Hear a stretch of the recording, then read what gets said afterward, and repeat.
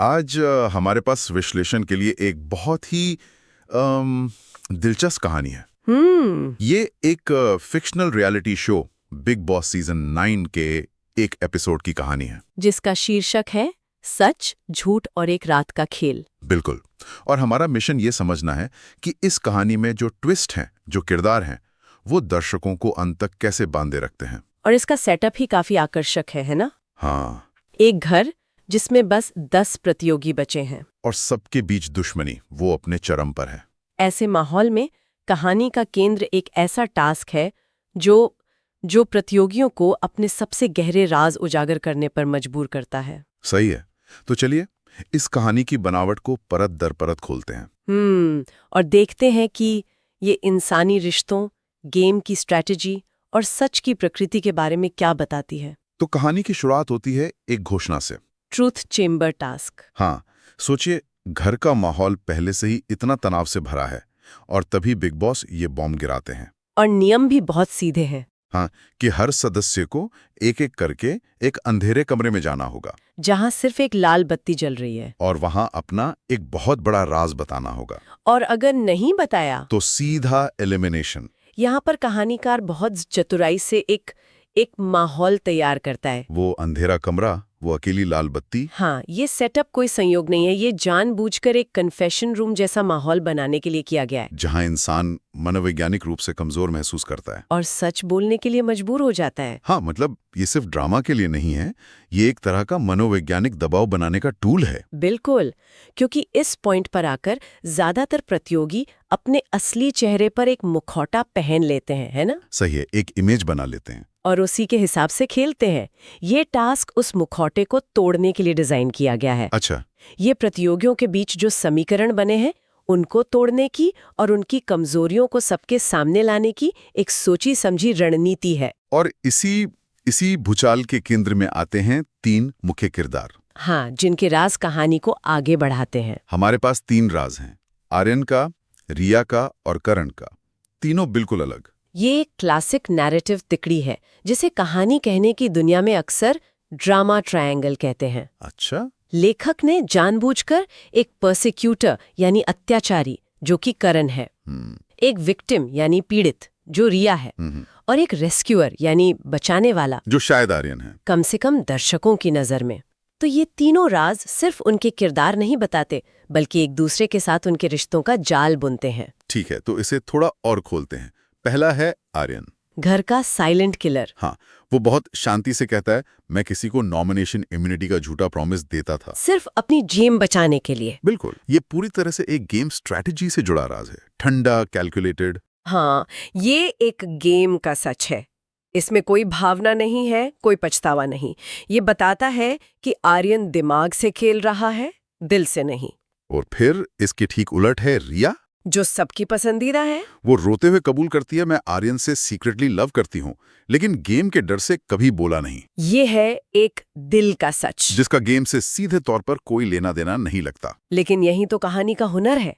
रिया का ये राज उसे तुरंत विक्टिम की भूमिका में डाल देता है। दर्शक उसके साथ सहानुभूति महसूस करने लगते हैं। और क्योंकि उसका प्यार आर्यन के लिए है, तो ये आर्यन के किरदार में भी एक नई परत जोड़ देता है। भले ही आर्यन को इस बारे में कुछ पता ही ना हो। हाँ, अब आर्यन सिर्फ एक स्ट्रैटेजिस्ट नहीं रहा, वो किसी की भावनाओं का केंद्र भी है। और फिर इस तिकड़ी को पूरा करने आता है करण, घर का विलन। वो कहता है, मैंने रिया को आर्यन के खिलाफ झूठी स्टोरीज सुनाई, और वजह सिर्फ ड्रामा के लिए। बिल्कुल, ये एक अराजकता का सच है। वो ना गेम के लिए खेल रहा है, ना दिल के लिए। वो सिर्फ माहौल खराब करना चाहता है। हाँ, वो प्रोसिक्यूटर का रोल निभा रहा है। तो अब देखिए ये ट्रायंगल कैसे काम करता है।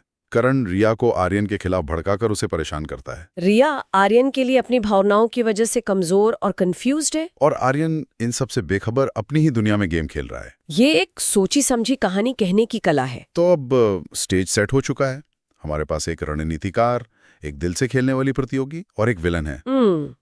लगता है कि कहानी सीधी चलेगी, लेकिन ऐसा होता नहीं है, है ना? यहीं पर शो के मेकर्स एक नया कार्ड खेलते हैं। हाँ, जैसे ही हमें लगता है कि हमने इन किरदारों को समझ लिया है, कहानी में एक बड़ा मोड़ आता है। बिग बॉस घोषणा करते हैं कि आज रात जो भी झूठ बोल रहा होगा, उसे लाई डिटेक्टर की मदद से पकड़ा जाएगा और तुरंत घर से निकाल दिया जाएगा। 1 मिनट, ये तो पूरा गेम ही बदल देता है। बिल्कुल। अभी तक बात भरोसे और धारणाओं की थी, दर्शक खुद तय कर रहे थे। लेकिन अब एक मशीन आ गई है जो ऑब्जेक्टिव सच बताएगी। और यही वो जाल है जो कहानीकार बिछाता है। मतलब ये ट्विस्ट गेम का नेचर ही बदल देता है। हम मनोवैज्ञानिक तनाव से तथ्यात्मक सत्यापन की ओर बढ़ते हैं। अच्छा। पर मशीन सिर्फ ये बता सकती है कि करण ने जो कहा वो सच था या झूठ, पर ये नहीं बता सकती कि उसके इरादे क्या थे। या उसके झूठ के पीछे कोई और बड़ा सच तो नहीं छिपा। एग्जैक्टली। कहानीकार दर्शकों को एक आसान जवाब देकर उलझाता है, और फिर नतीजा आता है जो हमारी उम्मीदों के मुताबिक ही होता है। मशीन की रिपोर्ट आती है करण ने झूठ बोला था। हाँ, उसका कबूलनामा कि उसने सिर्फ ड्रामा के लिए सब किया वो झूठ था। तो विलन पकड़ा गया। एक संतोषजनक नतीजा। हाँ, हमें लगता है कि न्याय हो गया, कहानी का एक अध्याय खत्म हो गया। दर्शकों को लगता है कि चलो एक विलन तो कम हुआ, अब कहानी शायद आर्यन और रिया के रिश्ते पर फोकस करेगी। लेकिन ये संतुष्टि असल में एक भ्रम है, एक मिसडायरेक्शन है। और वो भ्रम तब टूटता है जब कहानी हमें एक और जोर का झटका देती है। जैसे ही करण अपना सामान पैक करने लगता है, तभी घर की बत्तियां बंद हो जाती हैं। एक इमरजेंसी सायरन बजने लगता है। और स्क्रीन पर एक मैसेज आता है, इवेक्शन रुक गया है। और वजह? क्योंकि घर में एक और बड़ा झूठ छुपा है। ये कहानी का सबसे शानदार मोड़ है। पूरी तरह से। एक समस्या मतलब करण का झूठ, उसको सुलझाकर कहानी तुरंत एक उससे भी बड़ी और रहस्यमयी गुत्थी सामने रख देती है। हमारा सारा ध्यान करण पर था, लेकिन असल में वो सिर्फ एक मोहरा था, एक ध्यान भटकाने का जरिया। तो इसका मतलब करण का पूरा ड्रामा सिर्फ एक रेड हेरिंग था। अगर उसका झूठ सबसे बड़ा झूठ नहीं था तो फिर किसका है? और यहाँ कहानीकार कैमरे का बेहतरीन इस्तेमाल करता है। हाँ। शक की सुई घर के हर सदस्य पर घूमने लगती है, लेकिन फिर कैमरा सीधा आर्यन पर जूम होता है, जो शांत खड़ा सब कुछ देख रहा है। उसके चेहरे पर कोई भाव नहीं है, जो उसे और भी ज्यादा संदिग्ध बना देता है। और तभी बिग बॉस की आवाज गूंजती है, जो सीधे आर्यन से सवाल करती है, आर्यन, क्या तुमने शो के बाहर किसी से सीक्रेट गेम प्लान बनाया था? और ये सवाल एक धमाके की तरह आता है। हाँ, ये आर्यन के अब तक के कबूलनामे को बहुत छोटा और मामूली बना देता है। उसने माना था कि वो इम्यूनिटी के झूठे वादे करता है, जो गेम के अंदर की एक छोटी सी रणनीति थी। लेकिन ये नया सवाल उसकी पूरी पहचान पर, उसके साइलेंट किलर वाले व्यक्तित्व पर ही सवाल खड़ा कर देता है। अगर ये सच है तो इसका मतलब है कि उसका हर मूव, हर फैसला, हर रिश्ता पहले से तय था। वो गेम नहीं खेल रहा, वो एक स्क्रिप्ट फॉलो कर रहा है। ये तो धोखे का एक बिल्कुल अलग स्तर है। बिल्कुल। इसे डिसेप्शन बाय ओमिशन कहते हैं।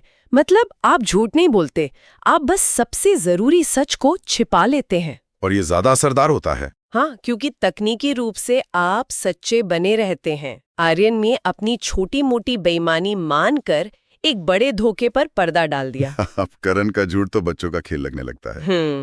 तो इस कहानी के अंत में हम एक बड़े सवाल के साथ रह जाते हैं। आर्यन का किरदार, जिसे हम एक सीधा साधा कैलकुलेटिव स्ट्रैटेजिस्ट समझ रहे थे, अब वो शक के घेरे में है। कहानी ने हमें एक के बाद एक ट्विस्ट से उलझाए रखा। अगर हम इसे बड़े पैमाने पर देखें तो ये कहानी दिखाती है कि धारणाओं के खेल में सच की कई परतें होती हैं। जो चीज एक निर्णायक सच लगती है, जैसे करण का झूठ, वो असल में किसी गहरे धोखे से ध्यान भटकाने का एक पर्दा भी हो सकती है। ये बात तो सही है।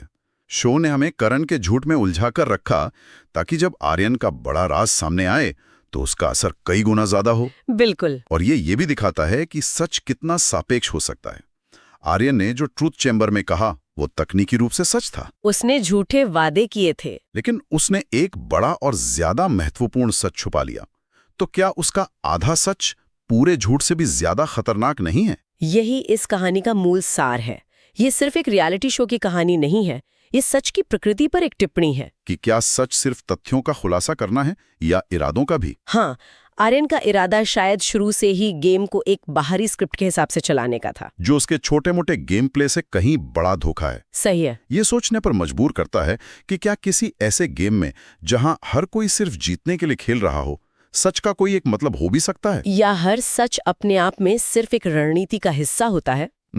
ये कहानी हमें बताती है कि जिसे हम सच समझते हैं वो अक्सर वही कहानी होती है जो हमें सबसे ज्यादा यकीन करने लायक लगती है। और ये एक और दिलचस्प सवाल खड़ा करता है, दर्शक के तौर पर हम क्या देखना चाहते हैं? अच्छा सवाल है। रिया जैसी सच्ची भावनात्मक ईमानदारी या आर्यन जैसी शानदार सोची समझी धोखेबाजी?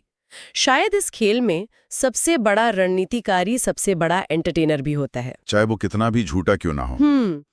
इस सब के बाद मेरे मन में एक आखिरी सवाल रह जाता है। क्या? एक ऐसे खेल में जो धोखे पर ही आधारित है, क्या कोई पूरी तरह से ईमानदार खिलाड़ी कभी जीत सकता है? या फिर इस खेल का असली विजेता वही होता है जो सबसे अच्छी तरह से प्रामाणिकता का अभिनय कर सके?